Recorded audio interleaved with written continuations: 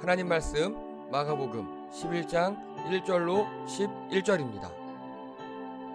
그들이 예루살렘 가까이 곧 올리브산에 있는 벳바게와 베다니 가까이에 이르렀을 때에 예수께서 제자 둘을 보내시며 그들에게 말씀하셨다. 너희는 맞은편 마을로 가거라. 거기에 들어가서 보면 아직 아무도 탄 적이 없는 새끼 나귀 한 마리가 매어 있을 것이다. 그것을 풀어서 끌고 오너라. 어느 누가 왜 이러는 거요? 하고 물으면 주님께서 쓰시려고 하십니다. 쓰시고 나면 지체 없이 이리로 돌려보내실 것입니다. 하고 말하여라. 그들은 가서 새끼 나귀가 바깥 길 쪽으로 나 있는 문에 매여 있는 것을 보고 그것을 풀었다. 거기에 서 있는 사람들 가운데 몇 사람이 그들에게 물었다. 새끼 나귀를 풀다니 무슨 짓이요? 제자들은 예수께서 일러주신 대로 그들에게 말하였다. 그러자 그들은 가만히 있었다. 제자들이 그 새끼 나귀를 예수께로 끌고 와서 자기들의 겉옷을 그 등에 걸쳐 놓으니 예수께서 그 위에 올라타셨다. 많은 사람이 자기들의 겉옷을 길에다 폈으며 다른 사람들은 들에서 잎 많은 생나무 가지들을 꺾어다가 길에다 깔았다. 그리고 앞에 서서 가는 사람들과 뒤따르는 사람들이 외쳤다. 호산나 복되시다. 주님의 이름으로 오시는 분. 복되다 다가오는 우리 조상 다윗의 나라여 더없이 높은 곳에서 호산나. 다 함께요. 예수께서 예루살렘에 이르러 성전에 들어가셨다. 그는 거기서 모든 것을 둘러보신 뒤에 날이 이미 저물었으므로 12 제자와 함께 베다니로 나가셨다. 아멘. 다 함께 제목 읽겠습니다. 시작. 복음의 시작 32. 일단 참으시는 예수님. 아멘. 지난주 설교 내용 제목 등등등 기억이 나십니까? 바디메오. 예, 감사합니다. 그렇죠. 믿음. 예, 이 막장 뭐 이런 거 있었어요. 자, 복음서의 필요성. 왜 필요하다고요? 복음서 4가지. 1번. 예. 순교에서 뭐가 사라졌다고요? 증인이 사라졌어요. 증인. 두 번째는요? 네. 파괴돼서 뭐가 사라졌어요? 전승이 사라졌어요. 그렇죠. 전승이 단절됐어요. 세 번째는요? 사도들이 쓴 글이 있긴 있어요. 근데 그렇죠. 서신서가 먼저 쓰여졌는데 서신서는 상황 때문에 오해가 있었고, 네 번째는요. 그래서 복음의 세계로 퍼져나가야 하기 때문에 표준 복음이 필요했다. 그래서 누가 복음서를 썼다? 마가. 예. 그래서 마가는요. 한마디로 재능 많고 겁 많고 돈 많은 금수저였다. 하나님께서 이 겁 많은 마가를 그런 성정을 들어 쓰셨다. 그래서 마가복음의 주제 다 함께 읽겠습니다. 시작. 예수 그리스도 복음의 시작. 예, 감사합니다. 지난주에 바디메오 이야기를 했습니다. 그래서 예수님께서 여기 여리고에서 예루살렘 방향으로 나가는데 바디메오를 만났다. 그래서 바디메오의 거주지는 아마도 여리고성, 직업은 거지였고요. 이름은 없어요. 알려지지 않았어요. 태어났을 때는 있었겠지만 바디메오가 디메오의 아들이란 뜻이라고. 그래서 사람들에게는 이름이 지워졌어요. 아마도 그 디메오의 아들 혹은 거의 거지 새끼 이렇게 불렸을 거예요. 그리고 상황은요. 중도 실명자입니다. 지난주 말씀 끝에 보면요. 바디메오가 바라는 게 내가 다시 볼 수 있게. 그러니까 원래는 봤었다는 소리예요. 우리 장로님 집사님은 선천적으로 그렇게 태어나셨지만 성찬 형제는 중도 실명이에요. 그래서 같으면서도 또 다른 점이 있더라고요. 바디메오가 오늘 그런 아픔을 겪고 있었고, 이 당시에는 제가 말씀드렸습니다. 태어나면서부터 장님인 사람은 논쟁이 있었다고요. 그 사람 죄 때문인가? 부모 죄 때문인가? 논쟁이 있었다 그랬죠. 그럼 중도 실명자는요? 빼박이에요. 부모는 잘못한 게 없어. 부모는 눈뜨게 태어나게 해줬거든요. 근데 중간에 실명했어요.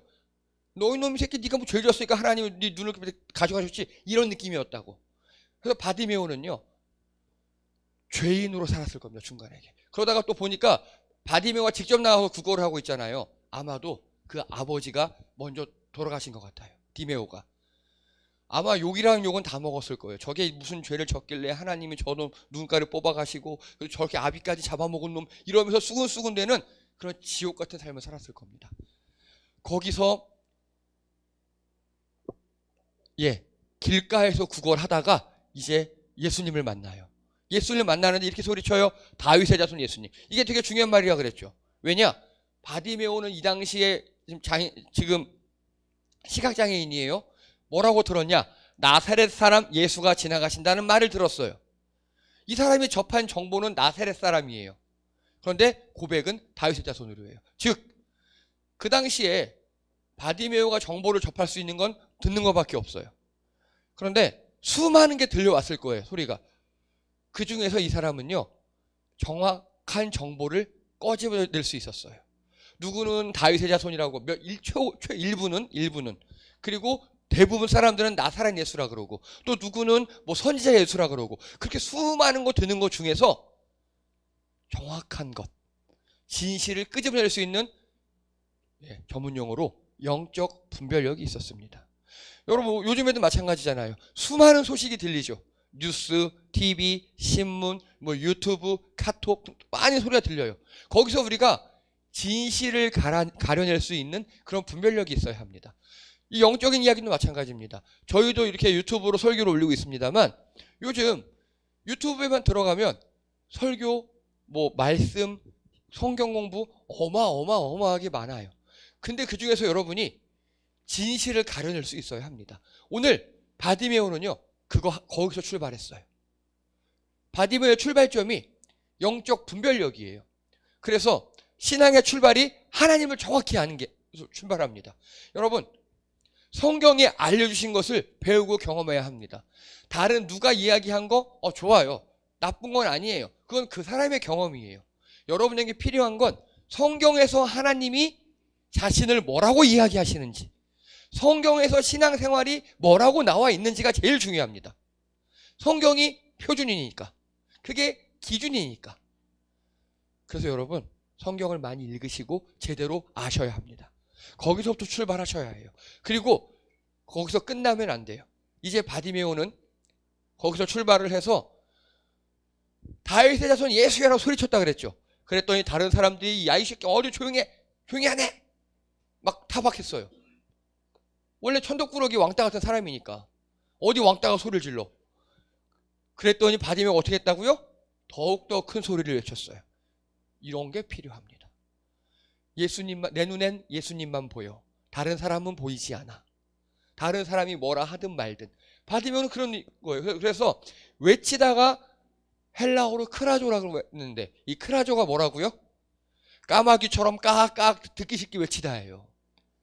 그런데 마가복음, 이 마가는 작가라 그랬잖아요. 마가복음에 쓰이는 부르짖어 소리, 크라조는요 다 귀신들의 소리를 묘사할 때 썼다고요. 그래서 우리나라 말을 번역하면 이게 뭐라고요? 귀곡성, 귀신 콕하는 소리.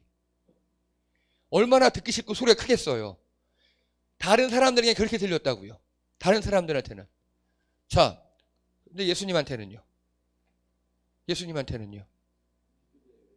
오, 벌써 그걸 얘기하면 어떡해. 잘했어요.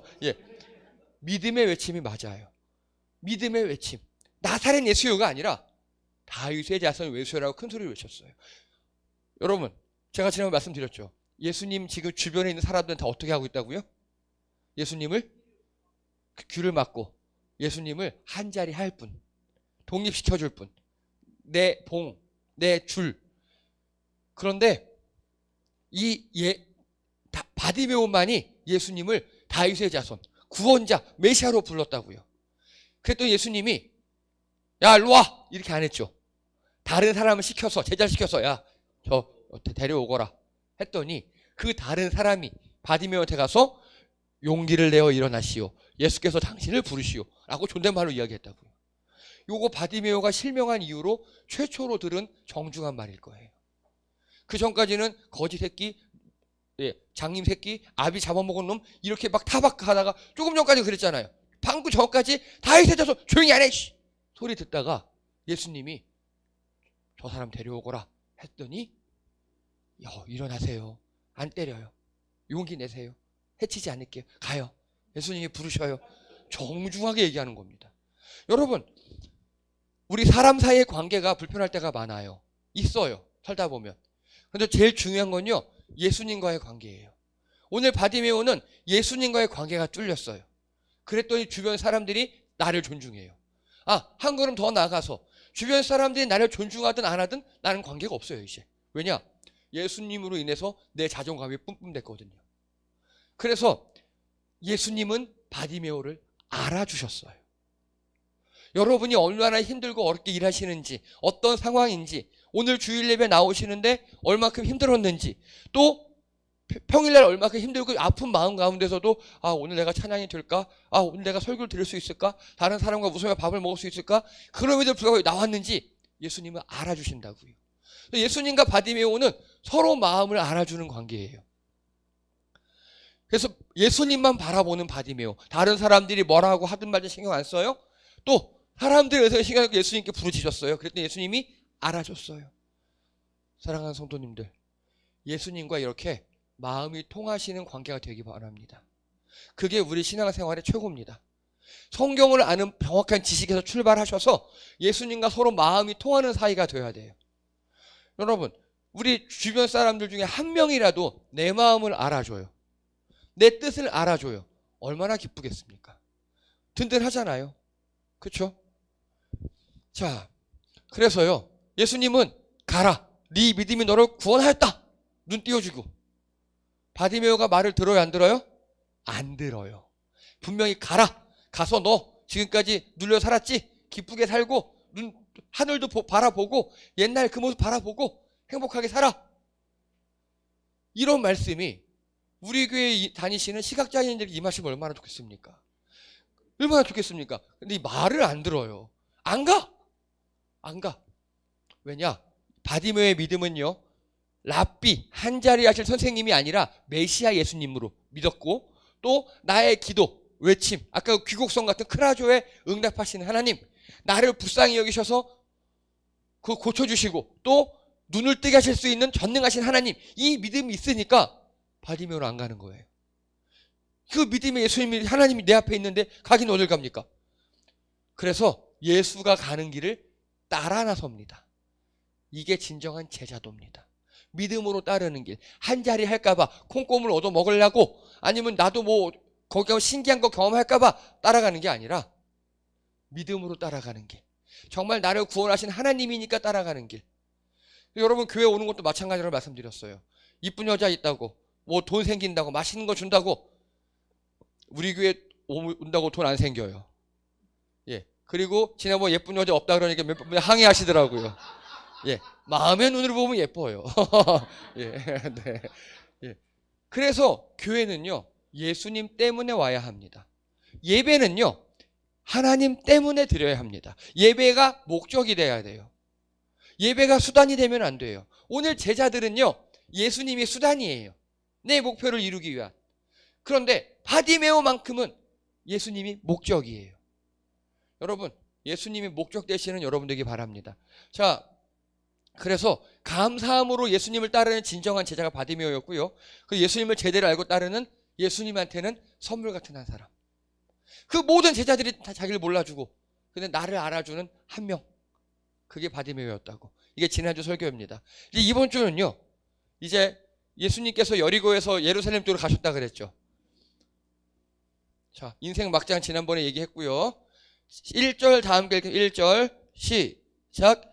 그들이 예루살렘 가까이 곧 올리브산에 있는 벳바게와 베다니 가까이에 이르러 올 때 예수께서 제자 둘을 보내시며, 벳바게와 베다니 근처에 왔대요. 여기는 어디냐면요, 자, 우리 약간 지리 공부를 조금 할게요. 자, 여기 요단강 지난번에 얘기했었죠. 요단강 밑에 있는 호수가 뭐라고요? 어우, 감사합니다. 안 속았어요. 가릴리 호수라 그럴 줄 알았는데, 요게 사해예요. 요단강 북쪽에 위에 있는 호수는 그게 갈릴리예요. 네. 자, 여기가 여리고입니다. 예수님께서 이쪽으로 여리고에서 예루살렘으로 오시는데 예루살렘 직전에 베다니가 있죠. 지금 이 근처신 거예요. 자, 그런데 바디메오가 구걸했던 거는요, 여리고성 나와서부터 바로 직전이라 그랬잖아요. 거기가 어디냐? 아골골짝이에요.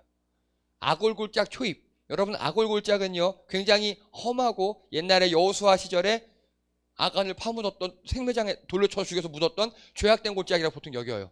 그러니까 이스라엘 사람들 잘 안 가고 강도가 날뛰는 그런 곳이었어요. 예수님이 거길 통해서 베다니에 오셨어요. 근데 벳바게는 바로 예루살렘 바로 위에 있어요. 벳바게는 이렇게 붙어있는 동네입니다. 이제 예루살렘이 눈에 보여요. 요 앞에 있어요. 자, 이게 뭐처럼 보이십니까? 무화과인데, 무화과는 어떻게 생겼어요? 덜 익었죠. 덜 익은 푸른 무화과, 요거를 벳바게라고 합니다. 처음 익은 무화과 열매의 집, 벳이 집이에요. 벳이. 그래서 여러분 중동 가면요 베이트라는 데 많아요. 베이트. 무슨 베이트, 무슨 베이트. 요 베이트가 집이에요. 집. 그래서 벳파게라 그래요. 그래서 파게가 처음 익은 무화과, 풋 무화과. 그리고 이게 잘 익었죠. 잘 익은 무화과. 요거를 베단이라 그래요. 잘 익은 무화과 열매의 집. 즉 예루살렘 동편에 있는 벳바게와 베다니는요 무화과가 되게 많았나 봐요. 그런데 벳바게는 처음 익은 무화과 열매의 집, 여기는 잘 익은 무화과 열매의 집. 자, 사용법을 좀 아셔야 돼요.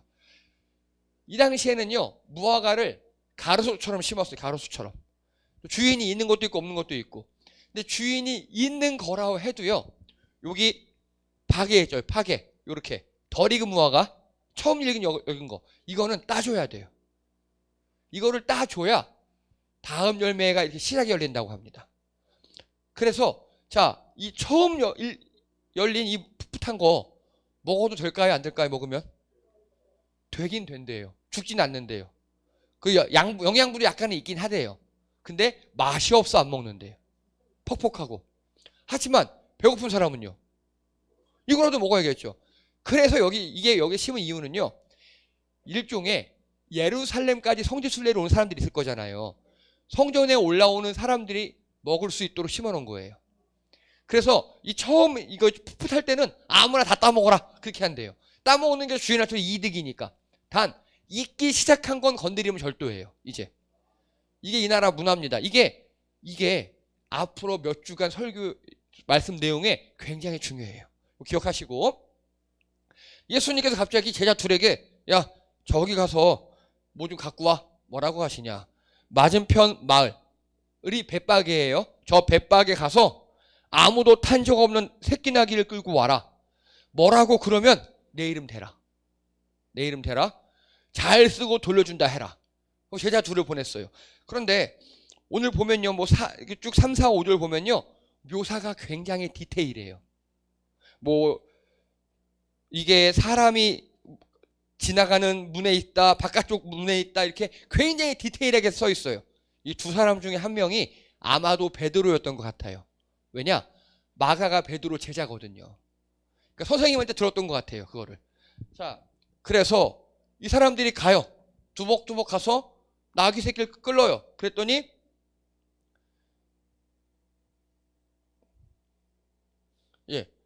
똑같이 예수님이 하라는 대로 똑같이 진행이 됐어요. 왜 그럽니까? 예수님이 쓴데, 갖다 놓는데, 예. 여러분, 근데 여기서요, 한번 뉘앙스를 한번 보세요. 일단은 이 나귀 주인들은 처음에 새끼 나귀를 풀다니 무슨 짓이오? 라고 얘기했어요. 따졌어요. 그랬더니 예수님이 쓰신대요. 예수님 아시죠? 나사렛 예수? 오시는 여기 근처 왔잖아요. 그분이 쓰신대요. 잘 쓰고 갖다 놓을게요. 요 뉘앙스가 있고. 2번 뭐 우리 형님이 쓰신다는데 안 가져간다고, 빌려 쓴다고. 누가 가져간대? 야 오해하겠다. 야 웃어. 빌려간다고, 쓰고 줄게. 이런 뉘앙스일까요? 2번 많이 당해봤어요? 아마도 1번이었던 것 같아요. 아마도.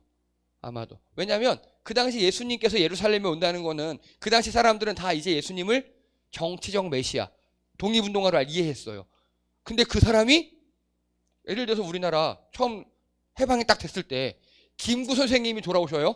근데 우리 집 차를 쓰겠대요. 쓰시라고 내주겠죠. 그런 느낌이었을 거예요, 아마. 그래서 예수님이 그 나귀를 타고 이제 들어오셨습니다. 여기서 이제 몇 가지 문제가 발생합니다. 보세요. 예수님이 나귀를 타셨죠. 나귀. 여러분, 나귀 하면 어떤 느낌이에요? 이동.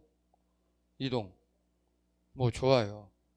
자, 이게 누구냐? 이게 뭐 어떤 그림이냐면요. 지금 이스라엘은 로마의 식민지죠. 현재. 그래서 예수님이 독립시켜주기를 원하는 거잖아요. 근데 그 이스라엘이 함락될 때의 그림이에요. 로마의 장군 티투스는 이렇게 말을 타고 왔어요. 이해되십니까? 이 당시에 성경에서는 말은요, 전쟁을 뜻합니다. 전쟁. 그리고 우리나라도 그렇고 세계 어느 나라든 옛날에는요, 말이 요즘으로 치면 거의 탱크에 가까운 그런 느낌이었어요. 말이. 귀여운 동물, 경주마가 아니라 전쟁에서는 어마어마하게 위압감을 주는. 그래서 말탄 기사, 말탄 창기병은 일당 한 10, 20의 보병을 감당하는 그런 역할을 했어요. 그리고 지휘관들도 이렇게 말을 탔습니다. 그런데 우리 예수님 못 탔다고요? 나귀. 느낌이 어때요? 요즘 말로 할게요. 자, 로마 장군은 외제차를 타고 온 거예요. 외제차. 이거 어떤 건지 아십니까, 여러분? 예, 저는 모르는데 요즘 젊은 친구들은 딱 보면 그래서 로마 장군들은요, 이런 걸 타고 온 거예요. 근데 우리 예수님 어떤 걸 타고 왔느냐? 딱 포터. 정확히 포터. 왜냐? 나귀는요, 사람이 또 타지만 짐을 실는 데 쓰거든요. 예. 1톤짜리 봉고 포터 아시죠? 여러분, 여담입니다만 우리 이 포터가 전 세계로 수출돼요. 그래서 특히 중동 쪽으로 수출돼 가지고요, 포토 적재함에다가 미사일을 싣고 거기서 발사해요. 저 미사일 발사차로 쓰여요. 그리고 분명히 1톤 트럭인데 우리나라에서도 연탄은 한 2, 3톤까지 실어도 끄떡없어요. 이상한 차가 바로 포터입니다. 자, 딱 이런 느낌이에요. 자, 여러분 어떻습니까? 여러분이 12제자예요. 우리 예수님이 지금 예루살렘을 정복하러 오셨어요. 이제 독립시키러 오신 거예요. 근데 로마 장군은 이렇게 외제차를 타고 딱 내렸어요. 근데 예수님은 나귀를 타고 가는 거예요. 포터를. 느낌 어떻습니까? 제자들은 그게 좀 못마땅했던 거예요. 아니, 로마 장군은 저기 멋있는 말 타고 딱, 죄송합니다, 훅까지 잡고 딱 오는데 우리 예수님은 찌질하게 나귀 타고 오셔? 그래서 제자들이 한 일이 뭔지 아십니까? 제자들이 한 일. 7절입니다. 7절. 시작. 제자들이 그 새끼 나귀를 예수께 끌고 와서 자기의 겉옷을 그 등에 걸쳐 놓으니 예수께서 그 위에 올라타셨다. 예. 하다못해 그래 예수님 이거라도 좀 합시다 하고 마치 안장처럼 하나 딱 덮어놓은 거예요. 자, 그럼 그게 이 외제차와 포터의 승차감은 하늘과 땅 차이겠죠.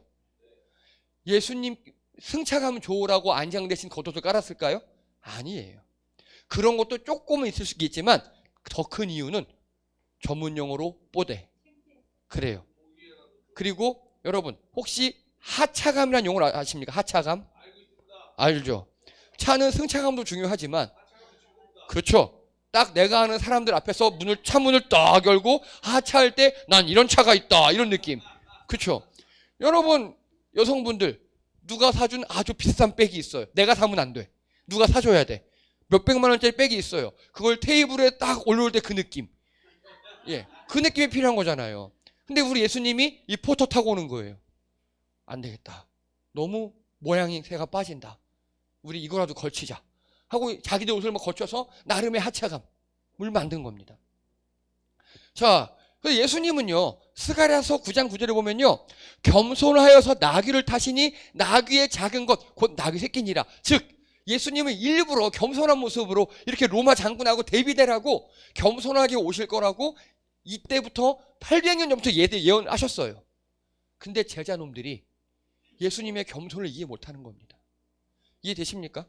예수님은 지금 왕으로 오시고 정복자로 오시고 독립해방가로 오시는 게 아니라 진정한 메시아로 오셔서 겸손하게 오신다고 구약 예언서부터 예언이 되어 있던 걸 그 이루시면서 오시는데 제자놈들이 예수님 이러면 모양새가 너무 빠져요. 하차감이 없잖아요. 하고 까는 거예요. 그랬더니 사람들이요. 자, 8절이요. 8절 시작. 많은 사람이 자기들의 겉옷을 길에다 폈으며 다른 사람들은 들에서 잎 많은 생나무 가지들을 꺾어다가 길에 똑같이 하고 있어요. 다른 사람들이. 간단하게 요즘에 말하는 레드카펫 깐 거거든요. 예수님 이렇게 영광스럽게 오신 게 아니에요. 낮게 오셨는데 사람들이 그걸 오해하고 있는 거예요. 자, 여러분 이게 뭔지 아십니까? 뭐 같으십니까? 돌로 만든 무슨 물통처럼 생겼죠? 돌을 깎아서. 이게 뭐냐면 예, 맞아요. 예수님께서 태어나실 때 누웠던 말구유예요. 말구유. 예수님이 사는 그 이스라엘은요, 나무가 귀해요. 돌이 흔해요. 그래서 돌을 파서 이렇게 말구유예요. 예수님이 여기에 누우셨다고요. 여기에. 이 차가운 돌에. 예수님은 이렇게 낮게 오셨어요. 낮게 오셨는데 제자들이 안 돼요. 높아져야 돼요. 뽀대 놔야 돼요. 그러고 있다고요. 다시요. 예수님은 낮게 오셨는데 요즘 교회들은 높아지려고 그래요.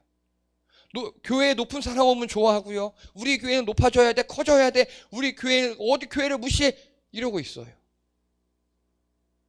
그게 교회가 타락하는 길입니다. 예수님은 낮게 오셨습니다. 겸손하게 오셨습니다. 낮은 마음으로 오셨습니다. 여러분, 그래서 그 낮은 예수님의 제자와 종이 우리들이에요. 여러분, 이 낮게 오신 예수님을 이해하시는 여러분 되기 바랍니다. 말씀대로 겸손하게 오셨어요. 통치자 독립운동가가 아닌 구원자로.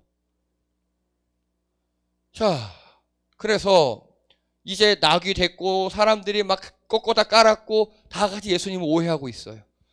근데 예수님 이럴 수 있어요. 차라! 다 꺼져버려! 충분히 그럴 수 있잖아요. 그런데 예수님이 가만 놔두셔요. 이 본문 말고 다른 본문을 보면요, 이제 바리새인들과 서기관들이 예수님 저 사람들이 당신 보고 구원자라 그러잖아. 독립운동가라 그러잖아. 그러지 말라 그래. 예수님이 야 내비둬 그냥. 이들이 가만 놔두면 돌들이라도 소리질까. 이렇게 오히려 예수님은요, 이 제자들과 이 사람들의 이걸 놔둬요. 왜냐? 일단 참으셔요. 일단. 왜 참겠습니까? 왜? 이 사람이 잘못된 거잖아요. 잘못됐는데 왜 참을까요? 그 마음을 아니까. 그 마음을 아니까. 예. 오해를 내버려 두셔요. 왜냐? 얘네들이 지금 알렉산더 대왕에게, 그리고 페르시아 제국에게, 그리고 지금은 로마 제국에게, 나중 되면 또 오스만 투르크 제국에게 계속 식민지로 살아요. 오죽했으면, 에휴 그래 니들이 오죽 한이 맺혔으면, 그러고 있는 겁니다. 여러분 어떻습니까? 특히 여기 계신 부모님들 혹은 어르신들, 자녀가 어떤 사람이 분명히 잘못이에요. 저거 하면 안 돼요. 근데 너무 저게 한 맺히고 저기 목을 맸어요. 그럼 그래 잠깐 한풀이는 좀 해. 그냥 조금만 해. 그럴 때 있으시죠? 저도 마찬가지입니다. 저희 아이들이 게임을 되게 좋아했었거든요. 근데 게임 늦게까지 하면 안 되잖아요. 키도 안 크고 몸에 안 좋잖아요. 근데 가끔은 그래 한풀이 해. 그럴 때 있잖아요. 예수님이 그런 느낌인 거예요. 불쌍하니까, 그 마음을 알겠으니까. 자, 근데 이들의 외침이 호산나입니다. 호산나. 호산나, 호산나가 부르죠. 그래서 이때를 무슨 주일이라고 부르죠, 우리? 종려주일이라고 불러요. 나뭇가지가 있었다 그랬죠? 종려나무였대요. 종려주일. 그래서 뭐 승리에 입성하는데 승리 아니에요. 올해 예수님은 아무도 모르는 채 오해 속에 입성하신 거예요. 그래서 이들이 호산나라고 부른다. 호산나. 여러분 호산나가 무슨 뜻입니까? 혹시 실수로라도 아시는 분? 호산나? 아니에요. 네? 아니에요. 호산나. 이게 호산나 이렇게 헬라어로 써요. 근데 히브리어예요. 히브리어. 여러분 헬라어는 우리처럼 이렇게 읽어요. 이렇게 왼쪽에서 오른쪽으로 우리 한글처럼. 근데 히브리어는 거꾸로 읽어요. 그래서 이렇게 읽어요. 이쪽으로. 이게 뭐냐면 샤나 야샤나예요. 야샤나. 야샤가 구원하다. 나는 지금. 그래서 이게 시편 118편에 나와요. 이제 구원하소서. 옛날 영화 제목 중에 리베라미라고 있었어요. 리베라미. 이게 호산나의 독일어형이에요. 지금 구원하소서. 그래서 사람들이 호산나 외치는 거는요. 독립국가를 원하는 겁니다. 그게 강해요. 그래서 보시면 다가오는 우리 조상 다윗의 나라여예요. 나라가 중심인 거예요. 지금 자꾸 독립만 얘기해요. 예수님이 그거 다 알아요. 알면서도 내비두는 겁니다. 불쌍하니까. 오죽했으면 저럴까 싶으니까. 자, 불쌍히 여기셔서 참으신 거예요. 예수님은. 잘못된 건 아는데 불쌍히 여기서 참는 거예요. 자, 제가 여러분께 말씀드렸습니다. 기도할 때 하나님 예수님께 막 투덜고 욕해도 된다 안 된다? 기도할 때 돼요. 왜냐? 예수님 우리 부모님 같은 분이니까 이해하신다고요. 물론 정도를 넘어서면 안 되겠죠. 자녀가 엄마 아빠한테 짜증낼 때 있죠. 왜 그럼 뭐 아유 그러려니 하죠. 처음에는 정도를 넘어서면 어떻게 되죠? 상상에 맡기겠습니다. 진정한 구원을 이루기 위해 그냥 저들의 대망을 내버려 둬요. 왜냐? 지금 이들은 독립운동 독립시켜줘요 이러고 있죠. 근데 얼마 딱 5일 후에 예수님이 어떻게 되시죠? 십자가 못 박혀 죽으시죠.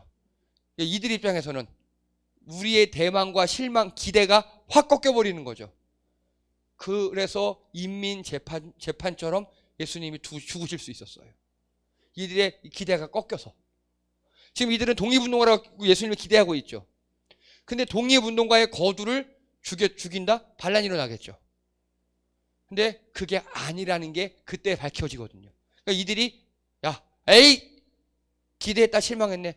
예수님 죽여. 그렇게 돼서 결국 예수님은 돌아가셨어요.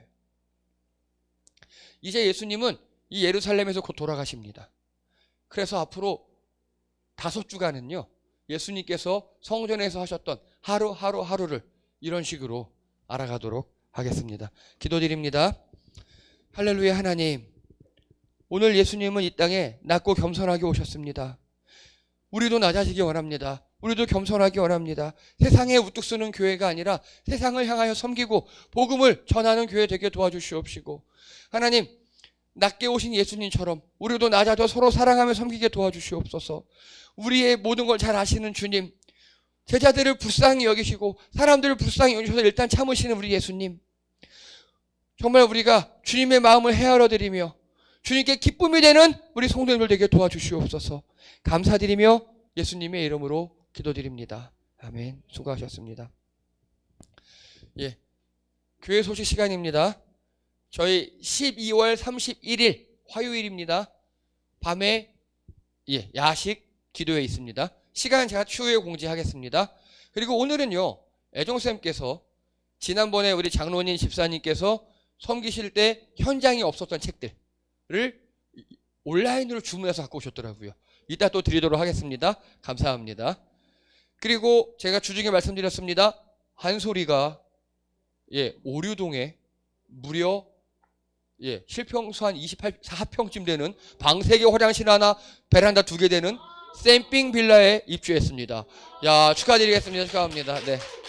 자, 그런데 여러분 많이 좀 기도해 주세요. 한소리가요 정말 영혼까지 끌어모으고 박박 긁고 또 긁어서 손톱 빠질 때까지 긁어서 들어갔어요. 집은 좋아요. 근데 아니요, 집만 좋아요. 기도 많이 해주시고요. 원래 그것도 재밌어요. 저희도 그랬어요. 없으면서 하나씩 장만하는 거 되게 재밌었습니다. 그렇죠. 채우는 재미가 있죠. 자, 그리고 저희 12월은 5주까지 있고요. 그리고 12월 넷째 주간, 성탄절이 끼인 주간에 저는 기도원에 들어갑니다. 그래서 내년 1년 기도도 계획도 세우고 기도도 하고 그렇게 하도록 하겠습니다. 그래서 애정 쌤이 저한테 필요한 책 없냐 그래서 그때 읽을 책들을 얘기했더니 또 사주시더라고요. 감사합니다. 그리고 저희 다음 달 첫째 주 1월 5일로 기억나요? 그 1월 5일 주일이 저희 10주년 기념 예배입니다.